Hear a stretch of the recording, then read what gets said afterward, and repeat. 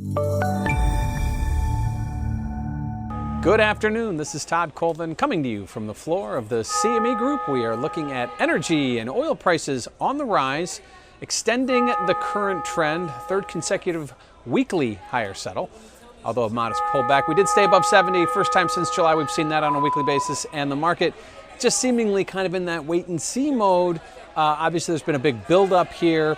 A lot of talk of fundamentals coming into play here, but ultimately from a technical perspective, we're looking really the range kind of hovering somewhere between 72.50 and 69.50. But with all that's going to happen over the weekend, I think some of those technical levels might just be out the door until we find out where the dust settles. And if you look at the dollar was weaker today early. It certainly helped oil catch a bid, but after negative news coming out of Europe, whether it's coming from the UK or the ECB side, it's one of those deals where there's not a whole lot of clarity. And if you look at the yen, also getting hit late this week. Dollar caught a nice big bid off the recent lows, and so right now we're seeing kind of a bullish charge. It's not yet seeing any kind of major technical changes in the dollar, but certainly today's morning afternoon rally in the dollar helped cap any sort of gains that way for oil. And last, let's look at what the big news over the weekend will be is the OPEC meeting.